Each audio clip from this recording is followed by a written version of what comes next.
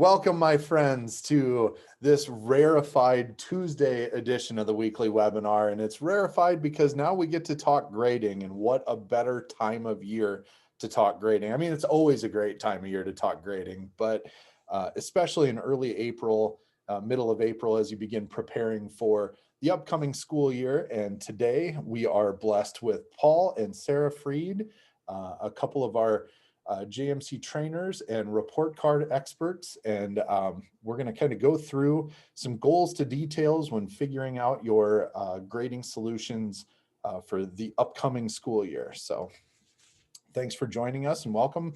Paul, Sarah, you all want to say hi? Yeah, hey, this is Paul. I'm a trainer at JMC, been with JMC for a long time, but excited about this series because Jake is really, I think, a great expert in the Midwest and has his finger on the pulse of what schools want to do when it comes to assessment. So I like being part of these trainings because I get to listen and learn from Jake and kind of add my thoughts as well. So I'm here in Minnesota. I don't know if Jake said he's in Iowa or not, but here in Lake City, Minnesota, the home office of JMC. And I am Sarah Freed, and I've been with JMC for quite a while also, and I'm here as a forms team, the lead of the forms team. And I'm also excited to work with Jake because we have been prepping and getting all of these things ready, all these webinars and slides and trainings, so that you on your end at your school can get set with grading. And report cards before the start of the school year. And I'm excited to do that. I've been working with those forms for a really long time, so I'm here to help with that. And as mentioned, my name's Jake. The lavish praise from Paul Freed. I don't know. I'm blushing here. I'm glowing internally.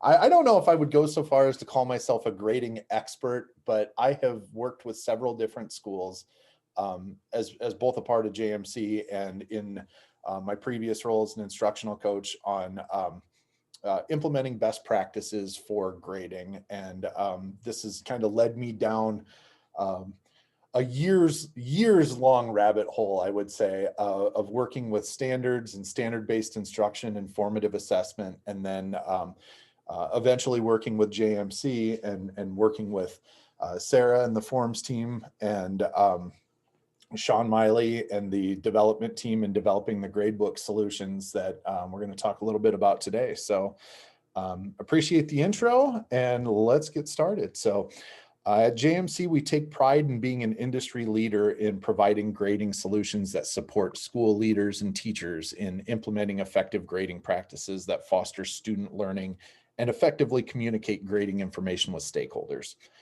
As we work together, we'll keep your district's instructional goals in mind and focus on important areas such as end of term reporting, requesting assistance from JMC's forms team, and utilizing JMC's standard-based gradebook. So if you have any questions, I'd invite you to use that chat feature within our Ring Central here. And we're going to jump into end of term reporting just to kind of level set you. This is where we start.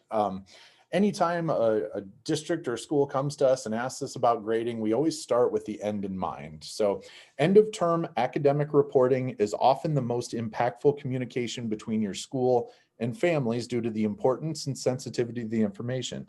It's vital to choose the grading solution that best meets your school's needs because each solution presents its own unique style. Whether it's a standard-based report card, a course grades report card, or a reporting formative progress, JMC grants users the versatility to choose the reporting option that works best for your situation. So we're going to start by defining those options and maybe giving you a sneak peek as to what they might look like to see if it's going to be the best fit for your school and communicating those summative results to your stakeholders. So we'll start with a standard-based report card. And in short, a standard-based report card provides in-depth academic information relating to standards and are often categorized by subjects. So the two questions that we ask our schools, first off, would your school like an in-depth report card that includes standards? So it actually lists out standards with or without course grades. List proficiencies and detailed comments about a student performance. And the second question we always ask is, has your school identified priority standards for each grade level and subject, or will your school identify those priority standards prior to developing a report card? The first question there is kind of our blanket, like, is this what you're after? Kind of a list of standards along with subject areas and comments fields. And if that answer is yes, of course, we would like that. Have you also done the work to identify priority standards? Because there is a chunk that would happen, and that's a pretty meaty chunk, I would say, within your team, of identifying those individual pieces that your teachers would report out on at the end of the term. So if the answers to both of those questions are yes, then a standard-based report card might be the fit for you. Sarah, you work a lot with these, and I know we're going to get into the how to create, but does that pretty well level set folks on what a standard-based report card is? Absolutely. You nailed it. One for one. Conversely, the course grades report card allows you to provide letter grades on a course-by-course basis with room for preloaded comments all on one neat and clean page.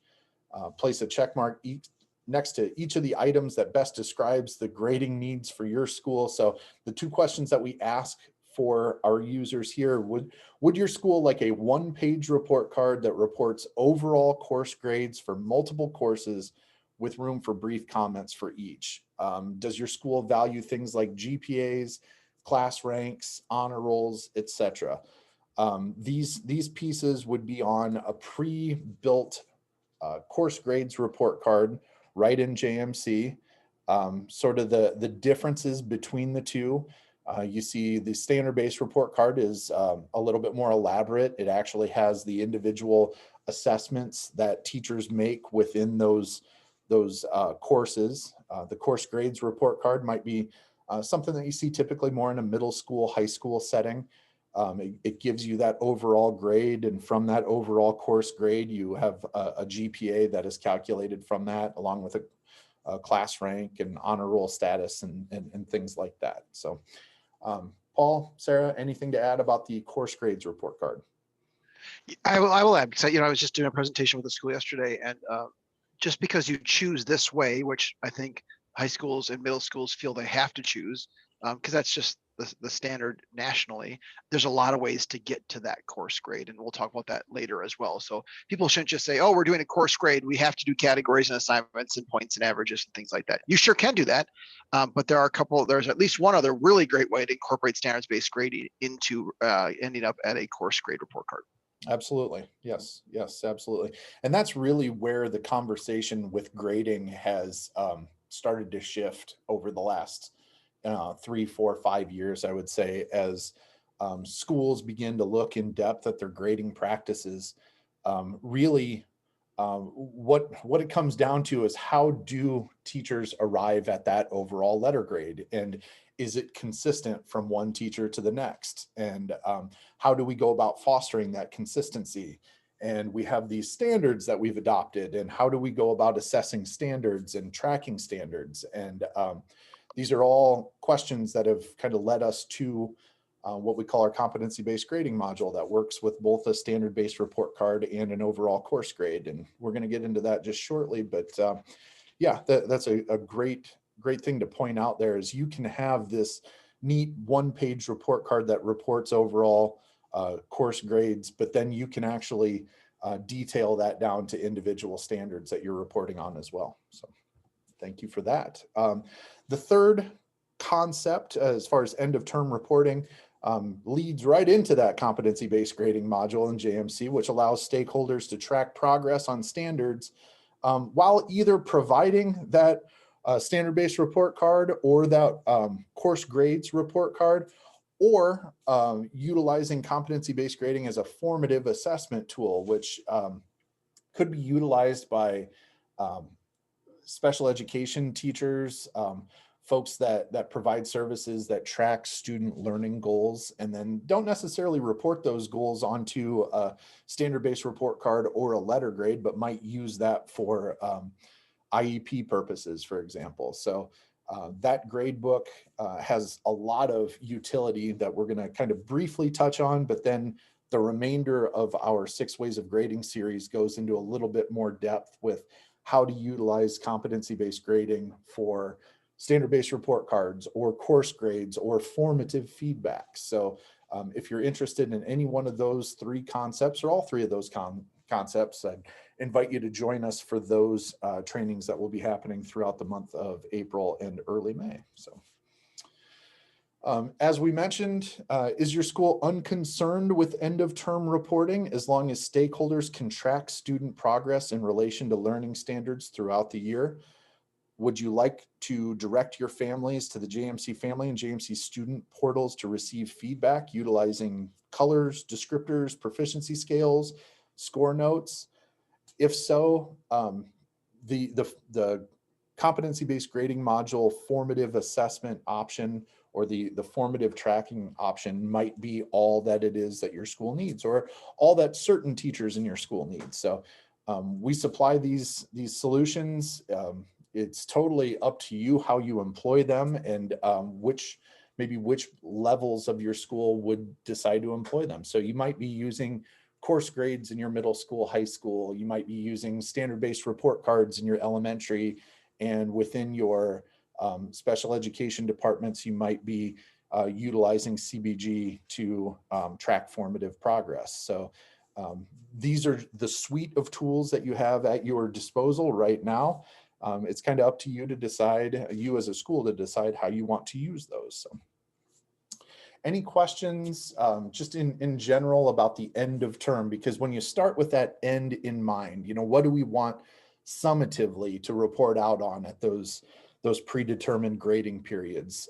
It kind of makes JMC's involvement within that progress a little bit easier. So, or that process, I should say. Jake, I have a question from Katie here. She wants to know, who would you recommend having in the room when you start talking about what do we want our end of term grading to look like as that starting point? Like, what would be the slice of the people that you might recommend that would be that? Who are the stakeholders? That's a great question. I would imagine that many schools would have some sort of leadership team built that is comprised of regular education teachers, special education teachers, instructional coaches, curriculum directors, and administrators. And usually if you have those 5 seats at the table, you get a pretty good cross section for what your building needs or what your school needs. So very much a team approach. And as an instructional coach, I sat in on many of those meetings along with those personnel to kind of discover what the best solutions are going to be. So, Jake, I wanted to add also that I've been working with some schools that are they're transitioning a lot more to the standards-based grading, but they still include for elementary, they still include a course grade on that standards-based report card. So not to muddy the waters in here by any means, but just saying that if you are doing standards-based report cards and still are kind of wanting a course grade to kind of transition out of that, or because that's been what you have been using, we can do that on that form. Awesome. Yeah. I had one more person or one more group that you could add to that team there, Paul, would be a JMC report card expert. We would love to help your school develop the need or help you find the need that your school has for reporting these end of term options. So we would also like a seat at that table. So speaking of which, requesting assistance from the JMC Forms team. Sarah works with the JMC Forms team, so she can kind of speak to this probably a little bit more in depth than I can even. But if you get to that point where you want to develop a standard-based report card, but are not really sure where to start, we've got some tools for you. So once your school has identified those priority standards for each grade level and subject area, and once you've decided that, you know what, a standard-based report card might just be for us, it's time to get those priority standards onto a standard-based report card. So we've streamlined this process over the last couple years into completing and submitting the customizing your district standard-based report card form. And we will be happy to work with you to help create this form and to help teach your teachers how to use this. So these standard-based report cards, Sarah does a great job making them look exactly what how your district wants them to look, including the pieces that they want to include on those things. And we work with leadership teams to help train your teachers on how to use those as well. So step one, if this is something that is interesting to you or of interest to you and your school, a standard-based report card, you'll download the customizing your district's standard-based report card form and complete the following steps. And before I go any further, I'm just going to show you very quickly how to find this. So if you go to your JMC homepage and you click on our John, our little in-app widget down here, you can search for help. I'm going to search in customizing schools standards based report card. And we're going to get this customizing your district standard based report card. This is the instructions. These are the instructions for this. If you want to pull this up on your help center, you can visit the help center and search the exact same thing.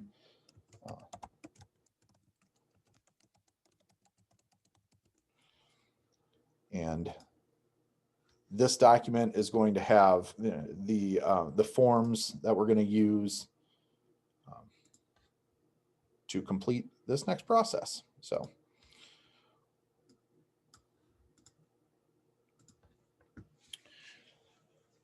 the first section on this form just consists of some simple, your building name, if you've got multiple building names. So you'll download this PDF and you will fill this PDF. You'll edit this PDF directly on there with your building name, your report card expert. We do ask that you have one person from your school to act as the liaison, that go between, that initiates the contact with the forms team. So the contact information, not only the name, but the email address. And then whether you're editing an existing standard-based report card in JMC or creating one from scratch. So that kind of gets us started. Any additional comments that you have, a lot of folks, I would say, like to include maybe images or links to report cards that they've either used in the past or that they would like to replicate. Those are the types of pieces that could go in those comment sections. Sarah, do you see anything else added to this first page of this this form? No, but sometimes it was helpful in that space to include when you're hoping to use them by. Oh, sure. Yeah. Are you doing it for this year? Are you doing it for next year? Halfway through the year, whatever that may be. But that's helpful in there too. So since you brought up timeframes, folks that are just getting started with this process right now, are they kind of too late in the game? Is this the right time? What would your suggestions be there? This is a beautiful time to get started because you can meet with any of those decision makers that at the end of this year, after having used those report cards or kind of talking about how you're changing grading or kind of moving forward with that. And then if you can get us the information by, I'd like to say mid-June, so after school is done, and kind of get all that information together and send that to us at the forms team. That is an excellent timeline so that we can get things done on this end and work with you on your end to train somebody to do these things, and then have them ready for your teachers for this next school year and have them in time for training before the school year starts. That's awesome. Yeah. And usually if I have somebody reaching out to me asking about report cards in July or in August, September, October, I try to steer that question more towards the following year and really kind of methodically approaching that as opposed to trying to rush and get something on the books for a current year in that sort of short turnaround time frame. It seems to work better when you've given your teachers time to process and be trained on the process and incorporated those folks in on the identifying of the standards, because standards always change. This is a really, if you're talking about the implementation from having never used a standard-based report card to and never even taught or assessed standards to implementing a standard-based report card, you're probably talking about 1 to 2 years, I would say, to just to get going with, by the time you've identified your priority standards and decided how you're going to assess those things.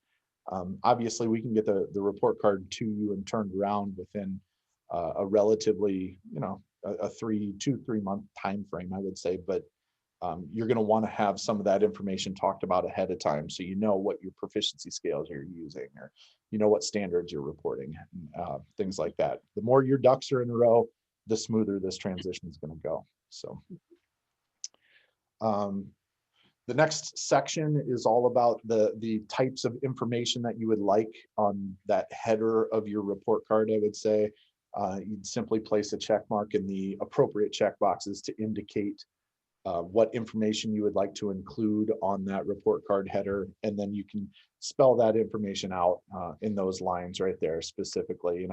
What's your principal or director's name, if you want to include the principal or director on your header. Your district's mission statement, same thing. We can take a stab at it, but you might not like what we come up with. So I would highly encourage you to put that in there if you want to use your district's mission statement on your header. So different student information pieces, such as your student names, if you want your advisors included on there, birth date, that sort of thing.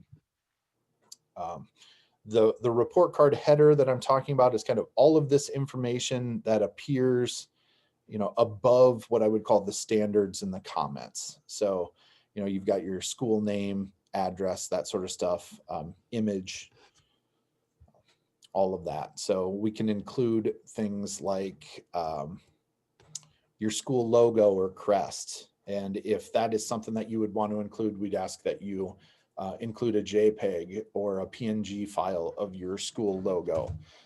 The report card orientation, do you want this to read vertically or horizontally in portrait or landscape? Or if you don't have a preference, it's just a matter of what's going to fit on there the best.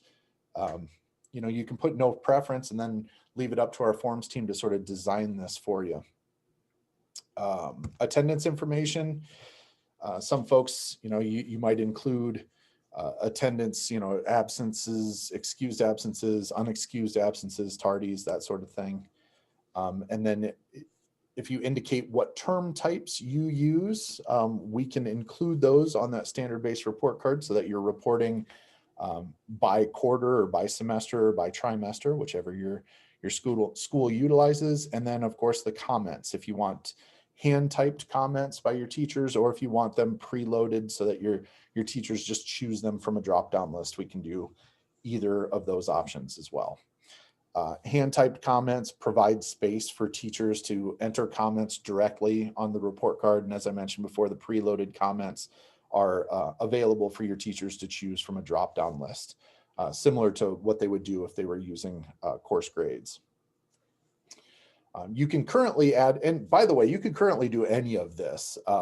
You can add your own preloaded comments. You could edit your own report card if you wanted to in the form designer in JMC.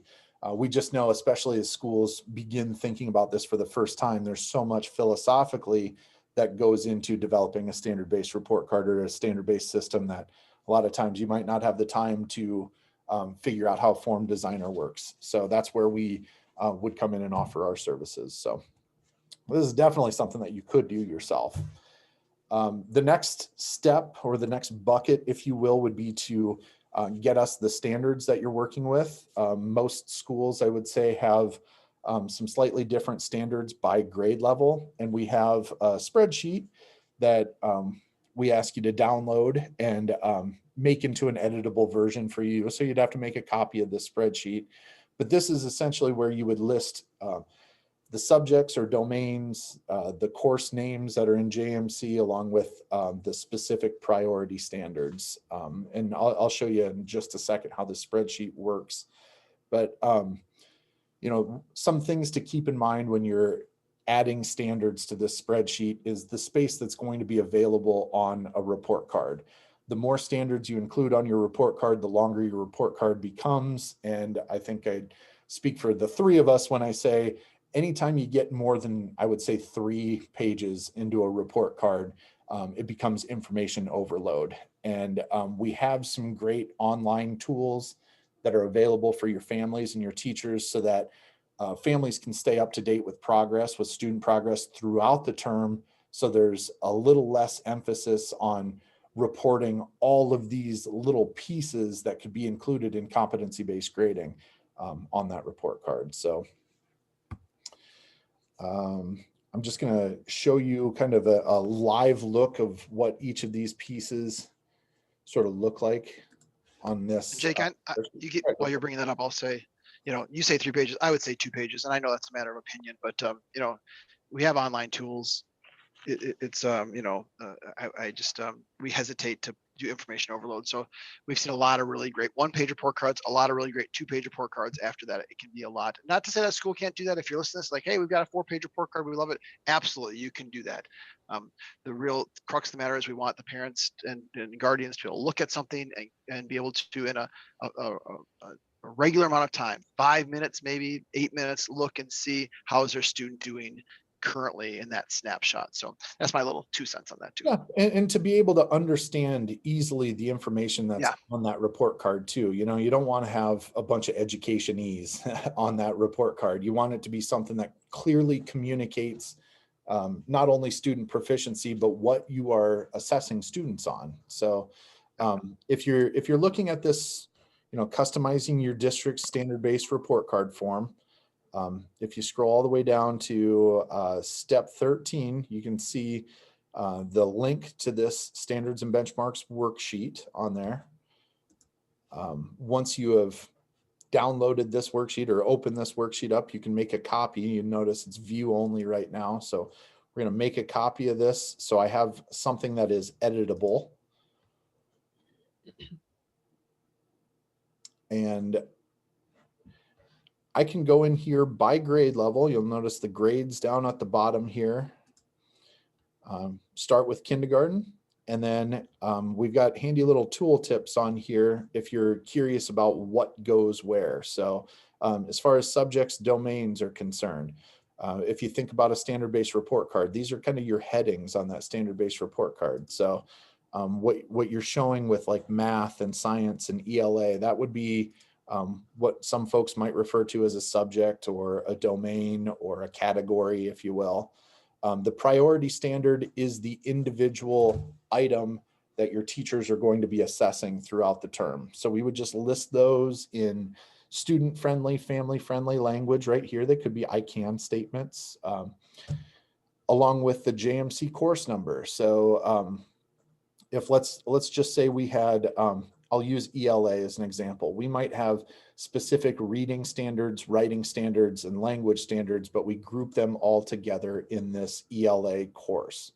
I would put the ELA course number for both sections of teachers or all 3 sections of teachers that teach it, along with the course name, which, your front office person or whoever does the scheduling in your school could give you better insight as to what those course numbers and course names are all about. Might be another person to have at that seated at that table. And then the proficiency scale result key. A lot of folks use a lot of different things for this. We've seen everything from letters to numbers to symbols, but basically, how do you communicate with your families how your students are performing on these standards? Is it 4, 3, 2, 1? If it is 4, 3, 2, 1, what does that mean? What is a 4? If a 4 is proficient, we'd put in something like 4 equals proficient at grade level standard. And this would be the piece that would get put on, I'm sorry, a proficiency scale, like a result key like this. And this would be printed right on your standard-based report card, or could be printed right on your standard-based report card, to help families understand what all of these markings mean. So, anything to add with this worksheet or our PDF form? You'll have to make copies of these and make them editable, but this is eventually what you're going to send to the forms team. So.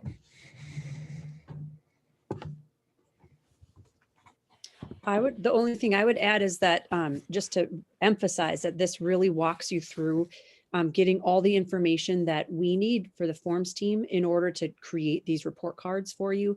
So we kind of can get rid of the back and forth of, okay, now do you want a logo on there? And, oh, you know what, what's your proficiency scale? So this gathers all of that information to really save us all time.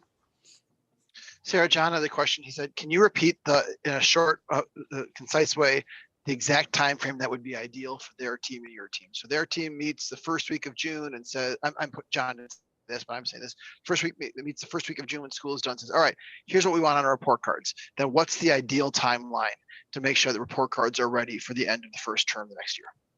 Well, ideally, even you would start meeting at the end of the school year, before the end of the school year. But if you met at, first week of June, we would like that information, I would say mid-June, ideally mid-June, because then we get that information and we contact whoever that report card expert is, and talk about, are we creating these? Are we helping you create them on the school end? And then we create those and we get them back to you sometime, I would say, early August, so that we can you can approve those forms, and then we can set up some training for teachers before school starts or right at the beginning of the school. Is that concise enough, Paul? Absolutely. And they can even start, I know John didn't say this, but they can start right now, right? Start meeting now, get stuff ready May 1st, right? The earlier, the better. The earlier, the better. If I could add, the one thing that I would say to this is that's from the point of handing off these forms. Filling out these forms is going to take some time. As you noticed, you have 6 grade levels, 7 grade levels potentially worth of standards that you would need to list for each of the courses on these spreadsheets if you're going to send those in. For some schools, if your teachers have already identified priority standards, they're probably someplace, you have them listed somewhere. It's just a matter of pulling that information onto the spreadsheet. So it might not take you very long, but if your district has not identified priority standards yet, there might be some conversations that have to take place within your groups, within your grade level groups. So allow yourself plenty of time. Once you're able to get to the point of filling this thing out, mid-June would be great. If you're starting your conversations about prioritizing your standards in the middle of June, you might be a little too late. So yes, start those conversations as soon as possible. Finally, once you've got those forms filled out, you'll email both of those completed forms to the forms team at forms@jmcinc.com. And that will essentially start the process rolling for you. So once we get this, we'll take a look at the information. We'll put together a mock-up of a report card. And as Sarah mentioned earlier, we'll send that back to you for your approval. If there are tweaks or anything that needs to be changed on that report card, you'd indicate it to us at that time. And ideally, we would like to have this report card loaded into your system so that we can begin training your teachers by the middle of August, early August, before that first day of school, so that by the time your teachers get to actually using some of the grade book options or using these standard-based report cards, they kind of already know how everything is supposed to work. So I think we already kind of took a live look at customizing your district standard-based report cards. Does anybody have any questions or additional questions on that part of the process?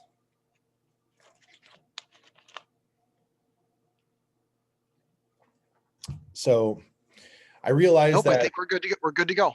yeah, Yep. perfect. I realize that not everybody that is assessing standards might be utilizing a standard-based report card, which is totally fine. The reason we didn't spend a lot of time on course grades is because there really isn't much to hash out with course grades in JMC. Once you've established what grades you'll be using, it's really just a matter of setting up your grade book to reflect those grades. So JMC's standard-based grading grade book, otherwise known as the competency-based grade book in JMC, is the tool for that, whether it be tracking student progress for standard-based report cards or reporting course grades. So since the inception of the Common Core, teachers have done a tremendous amount of work regarding course standards, including but not limited to unpacking those standards, identifying key teaching points, defining proficiencies, all that sort of stuff that has gone into the standard-based work that you've done. JMC supports teachers in their efforts by helping organize all of that information in one fully customizable and easily accessible place so teachers can assess work, provide feedback opportunities to stakeholders, and move student learning forward. So starting with the fully customizable aspects of JMC's CBG interface, the ability to customize these features to fit your building's needs, including customizable language. We know that districts all over use some different terms for describing the reportables, what we would call, what I've been calling priority standards. Some districts might call them power standards or essential standards or learning goals or learning targets or I can statements or I understand statements or any form of these. In JMC Office, you can customize the language so that your grade book reflects the terms that your teachers use. So it's a bridge to help that training process. So you can also, in this JMC gradebook, customize your proficiency scales. So each of these pieces allow you to add colors and names and values to the marks that you give your students for feedback's sake. So you can explain what those letters and symbols mean. If you were to ask me when I was a teenager what a C was, I'm not sure how I would have answered that question, but I know that as a teacher and as an instructional coach, my definition of what a C was changed from when I was in school. So helping to articulate what those pieces mean is one step toward ethically grading students, I would say. That's a big step along the way. So from there, we've got a number of customizable displays that allow you to view one student at a time or view your entire course at a time. Provide a snapshot, a report of a snapshot of how your students are doing or how your classes are performing on specific standards. You can view horizontal learning progressions within a standard to see how students are growing towards proficiency, which when you're implementing standard-based grading practices, these are a couple very important pieces. We know that you meet up in your data teams and you're looking at standards and you're trying to determine student progress. So we've got the formative assessment reports in the CBG module that show you that. Right within the grade book, you can view student progress toward a standard and you can see where they are at the end, which is might be a little bit different from where they were at the start. And we can share that information with families and students as well, which we know is really the spur behind what motivation is being able to see your progress over time and see that those gains have been made. And that's really, you want to talk about intrinsic motivation. That's really what intrinsically motivates students. The ability to add notes also allows you to communicate more effectively with all stakeholders, students and families, so you can let them know what pieces they need to work on to grow that proficiency. These notes are a part of that grade book. You can add them to individual students or the entire class if you need to.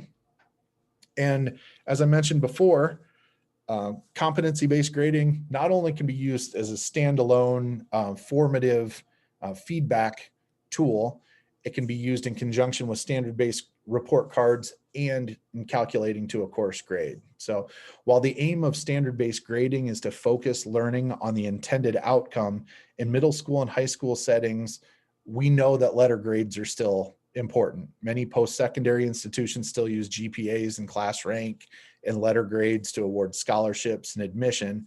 So JMC provides a simple and ethical way of converting CBG results to a course grade. And I've gone back to ethics a couple different times now, but what I want to do now is just explain what I'm talking about when I talk about an ethical grading solution. So we've had these letter grades for about 150 years now, the A through F scale. And somewhere along the way, we've implemented percentages that fit with those. And the gap between a D- and an F is usually 59%. So you've got 59 ways to fail versus 40 ways of success, depending on whether or not your school views a D- as a success. In the terms of, have you passed? Have you achieved the credit? It might be. So what we've done with CBG is allowed you to remove the percentages, which we have, and I say we, but I'm the royal we, the academic community has kind of identified the flaw with percentage grading systems. And with the CBG module, we've allowed you to use a point-based system that might more accurately reflect a student's proficiency on a skill. So this cutoff that you're looking at is inspired by Robert Marzano and the work that he's done on establishing that standard-based grading to a course letter grade procedure. So as far as best practices are concerned, you can establish a grade cutoff that would be consistent with research-based best practice. And I think that's one of the most impactful pieces of CBG if you're calculating to a letter grade, is to be able to accurately reflect those proficiencies. Traditional standards-based report cards already reflect student learning in relation to a standard, but now JMC's CBG module allows teachers to keep running records of students' proficiencies throughout the term while then reporting those standards on a standard-based report card at the end of the term. So whether you're using course letter grades or that standard-based report card, it's the tracking that happens in between time. You know, you're providing the summative evaluation, which is the letter grade or the mark on the report card. Now, how did you get there? And that's what CBG does. It allows you to track that progress and actually tie that progress to a standard and not just an assignment. You know, the assignment is just the piece that you're using to collect the information. The real bit of the information is, how is this student performing on this standard? Use the valuable formative assessment data collected within CBG to support data-driven, data-based decision-making and collaboratively move student learning forward. So utilize those standards and benchmarks report cards for storing data in those student cumulative folders, those running reports, and then share those reports with students and families at the end of the term. But in the meantime, your teacher groups are working together and you're analyzing that formative data along with the summative that's at the end or that's in a part of your summative evaluations, like your ISASP test for Iowa or your state tests, whatever they might be. And this is what a balanced assessment system would look like. It includes both formative and summative, both school level and third party. So you can take a quick look at the competency-based grade book. I should probably not be in the form designer to do that.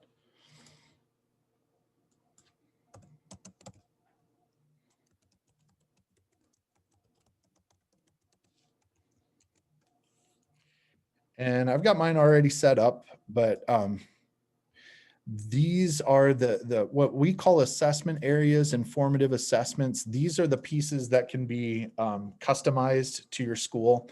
So if your school uses priority standards or domains, you can make that assessment area say priority standard or domain or power standard. Formative assessment, this could be the standard. This could be the learning target. This could be the I can statement. You can make that say whatever you need it to say. Over here, you see this fully customizable proficiency scale. Simply build it by selecting the number of results, defining each of those rows. We've got exempt categories, proficiency targets, things of that nature. So you get into the scoring. Call it scoring, but really what you're doing is providing feedback. You know, my pre-assessment. You know, this was the opportunity for my student to show me what they know. It was a pre-assessment. It happened on this date. We are looking at assessing the impact of conflict and diplomacy on international relations. Sounds like an upper level world history standard. And I can provide the feedback with this drop-down list. The students see it in the color, and then I can edit a score note to let that student know what they need to do to improve their learning or to move on to the next level of proficiency. So that's CBG in a nutshell. Anybody have any questions just in general with CBG?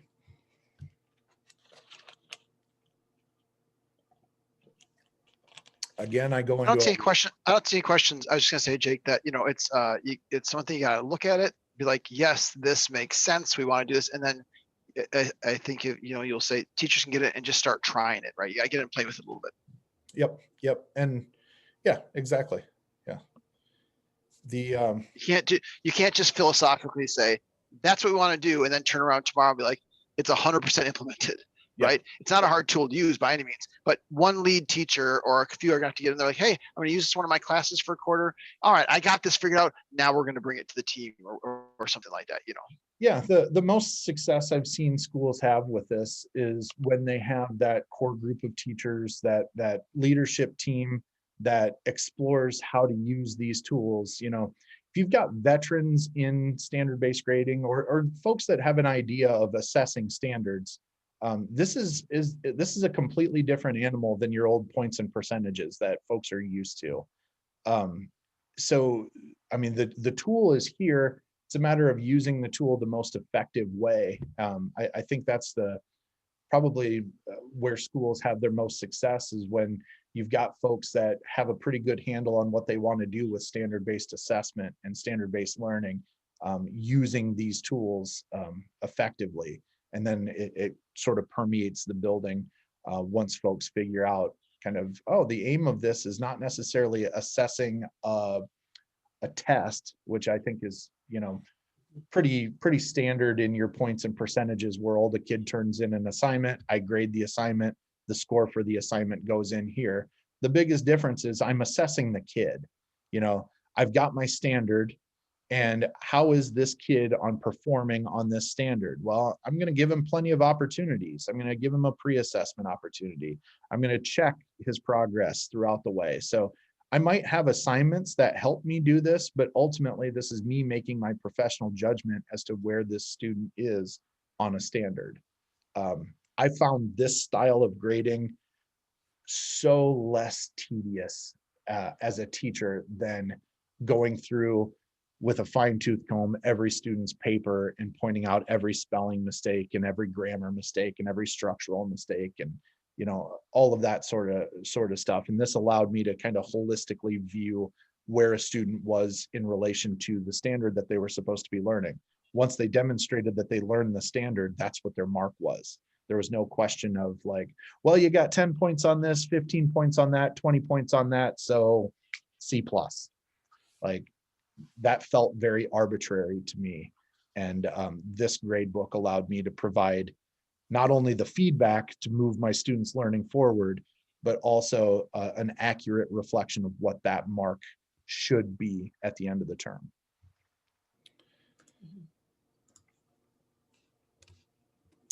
So with that, by the way, pull a string on me and I could talk grading for days. Just to let you know, these This are is going to Cliff Notes. These are the Cliff Notes.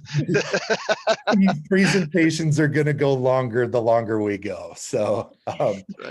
speaking of those upcoming opportunities, April 19th says tomorrow. If you're more into managing recurring payments in JMC Family than you are grading, check that out or grab your business professional and pull them in for that. We continue on the 6 ways of grading next week. We're just looking at entering summative results on a standard-based report card. So we don't bring in competency-based grading. It's one of the ways of grading in JMC is just at the end of the term, you go in and you mark a student's proficiency on a standard. So we'll go over that the 25th. We're covering some exciting new innovations in JMC Office on the 26th. More of the 6 ways of grading. That's where we get into a little bit more depth with using points and percentages for standard-based report cards. As Paul mentioned earlier, we've got our regional workshops that are going on. You'll get a chance to view that regional workshop and the things that we're talking about on May 3rd. And then we move into competency-based grading on May 9th. So if anything that you saw towards the end of this presentation was interesting to you, I invite you to check out our 6 ways of grading, where we talk about using CBG module to track progress and then report summatively either on a standard-based report card or as a course grade. May 10th, we've got online family registration set up.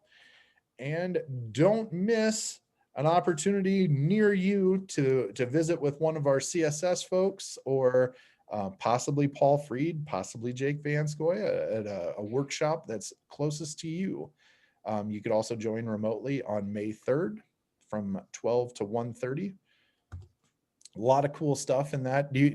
Paul, do you want to give us just a brief snapshot of what is in store for the regional workshop? Yeah, we are going to be talking about JMC's messaging tools, the 7 best ways to save time using the Message Center and the Teacher Message Center, and everybody will learn something because we've got great tips in helping people think creatively about that. And we're showing also the Community Message Center, where community members can sign up to receive messages. That's exciting. Also, JMC's new look and feel, so it's super, super exciting. Awesome. That's cool. So you can attend the workshop closest to you by you go that next one there. Oh, you got it right there. Then regional workshops, so you're good to go. Absolutely. Sweet. And you don't need to go over this one because we just talked about this one, Jake. It's like, oh, this is how we end our webinars. So you're good on this one. We know all about grading and attend the rest of those webinars. Yes. So we have 5 or 6 more of those on the horizon here. So we're also looking for a few JMC superstars. So almost every school we find an unofficial JMC go-to person. I've had several people introduce themselves to me as the JMC guru. And then I think to myself, well, maybe I'm not a guru if this person's a guru. Can we have multiple gurus, Paul? Can we have? Absolutely. Yeah, absolutely. All kinds of gurus, can't we? So yeah. Our marketing team put that in there. Even when I read that, I was like, there's lots of gurus in a school because JMC is not that hard to be a guru if you put a little time and effort into it. But they get the point. If you're interested in becoming an official guru, which means you get paid to be a guru, please reach out to hr@jmcinc.com and let us know that you're interested in becoming a client services specialist, which is a part-time gig where you get to connect with some of our other JMC users, some JMC users in your area, and share with them some fun things like the things that we'd be talking about at the regional workshop. So. Also, coming up in August, we're not too far away. Is that for real? Is that August 1st bit for real there, Paul? Yep, Tuesday, August 1st.